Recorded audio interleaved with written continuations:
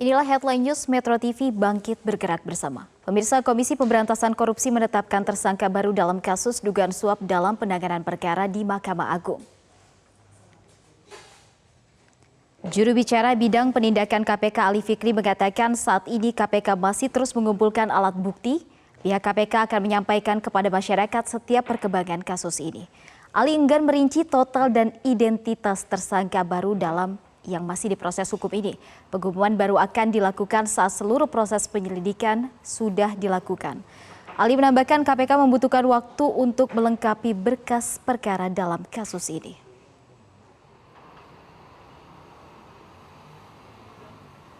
Jadi benar saat ini KPK kembali melakukan proses penyidikan baru terkait dugaan pemberian dan penerimaan suap dalam pengurusan perkara di Mahkamah Agung.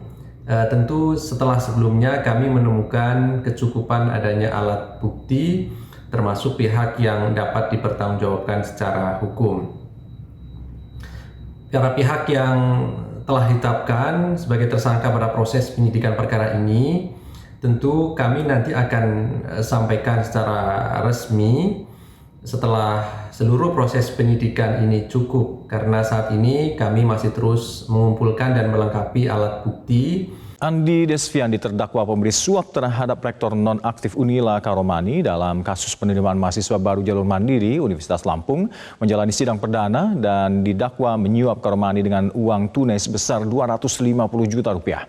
Sidang perdana kasus suap penerimaan jalur mandiri yang melibatkan Rektor nonaktif Karomani dengan terdakwa pemberi suap Andi Desviandi berlangsung di Pengadilan Negeri Tanjung Karang pada Rabu pagi. Dalam sidang perdana terungkap terdakwa Andi Desviandi menyuap Karomani dengan uang tunai 250 juta rupiah untuk mempermudah dua calon mahasiswa masuk Fakultas Kedokteran Unila. Atas perbuatannya, Andi Desviandi didakwa dengan pasal tentang pemberantasan tindak pidana korupsi sebagaimana telah diubah dengan Undang-Undang Nomor 20 Tahun 2001. Rencananya sidang kedua dengan agenda menghadirkan saksi akan dilangsungkan pada Rabu 16 November mendatang. Ribuan pelayat memadati jalan-jalan kamp pengungsian Balata pada hari Rabu dan saat prosesi pemakaman seorang remaja Palestina yang terbunuh setelah serangan Israel di kota Nablus.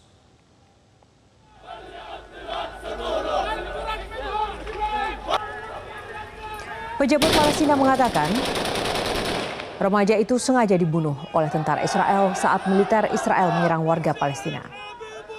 Dan tentara Israel mengklaim mereka menembak untuk melindungi jemaah setelah melihat seorang tersangka menempatkan alat peledak di dekatnya. Dan sebagai penghormatan terakhir saat prosesi pemakaman, jenazah remaja tersebut diselimuti dengan bendera Palestina.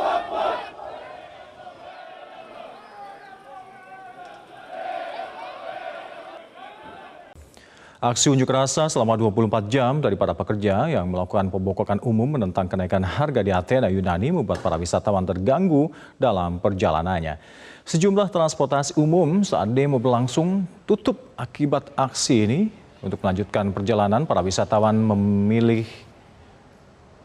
memiliki pilihan yang sangat terbatas untuk masuk ke kota tanpa bus, taksi, kereta bawah tanah, ataupun layanan dari kereta api pinggiran kota yang tersedia. Bahkan akibat aksi unjuk rasa, pelabuhan dan sejumlah sekolah tutup.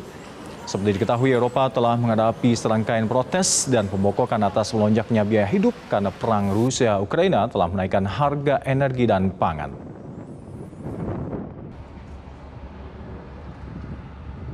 Pemirsa, bentrokan terjadi antara pengunjuk rasa yang menentang kenaikan harga dengan polisi anti huru-hara di Athena Yunani.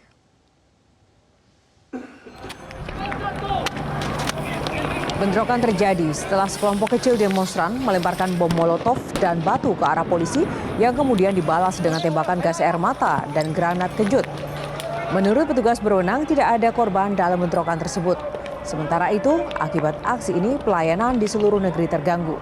Pelabuhan tidak beroperasi sehingga memutuskan koneksi ke pulau-pulau di Yunani. Sejumlah sekolah yang dikelola negara ditutup dan staf rumah sakit berkurang serta sebagian besar transportasi umum terhenti.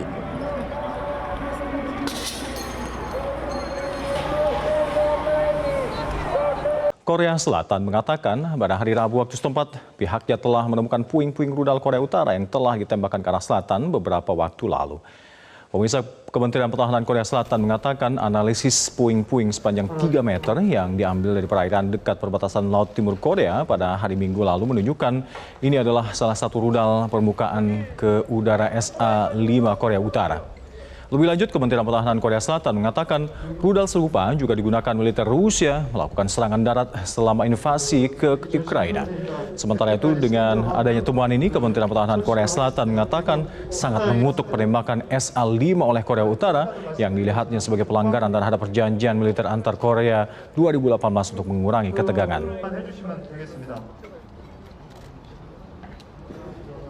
Inilah headline news Metro TV Bangkit bergerak bersama. Satreskrim Polres Nagan Raya, Provinsi Aceh menangkap 6 pelaku penambangan emas secara ilegal di kawasan Kecamatan Butong, Kabupaten Nagan Raya. Selain 6 pelaku, polisi juga mengamankan barang bukti 1 unit alat berat serta alat penyaring emas. Para pelaku ditangkap saat tengah menambang emas ilegal di kawasan Kecamatan Butong, Kabupaten Nagan Raya. Ke-6 pelaku ini masing-masing ZN, JH, UB, SB, JD, dan MBD kemudian ditahan di Mapolres Nagan Raya. Selain mengamankan para pelaku, polisi juga menyita sejumlah barang bukti berupa 1 alat berat ekskavator dan 2 buah dang alat dulang emas dan 3 lembar ambal penyaring emas. Sebelumnya, polisi mendapat informasi dari warga yang resah dengan kegiatan penambangan emas ilegal di kawasan Kecamatan Butong. Setelah mendapatkan informasi ini, polisi langsung menindaklanjuti, menangkap pelaku dan mengamankan barang bukti.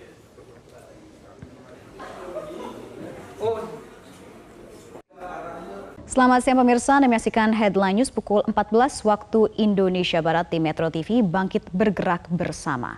2 pasien anak dengan gagal ginjal akut yang dirawat di Rumah Sakit Umum Daerah Dr. Zainul Abidin, Banda Aceh mulai membaik. Kondisi membaiknya kedua pasien seiring dengan pemberian obat penawar gagal ginjal akut Fomepizol yang telah didistribusikan oleh Kemenkes. Direktur RSUD ZA Isra Firmansyah mengatakan 2 pasien anak yang masih dirawat RSUD ZA saat ini berasal dari Kabupaten Aceh Selatan dan Pidi. Sebelumnya, kondisi kedua pasien saat dirujuk ke RSUD ZA Banda Aceh dengan kondisi kritis. Bahkan kedua pasien ini harus dirawat dengan ventilator dan harus menjalani cuci darah. Namun dengan perawatan secara intensif, kini kondisi pasien telah mengalami banyak kemajuan dengan mulai normalnya urin yang dikeluarkan pasien dan kesadaran yang semakin membaik. Isra menambahkan kondisi membaiknya kedua pasien anak gagal ginjal akut tersebut juga seiring dengan pemberian obat gagal ginjal akut Fomepizol yang telah didistribusikan oleh Kemenkes. Dan alhamdulillah dengan berjalannya waktu dan perawatan selama di Rumah Sakit Zainul Abidin, saat ini urinnya sudah keluar dan sudah mencukupi, sudah dalam batas normal dan kesadaran sudah baik. Malahan 1 orang hari ini rencananya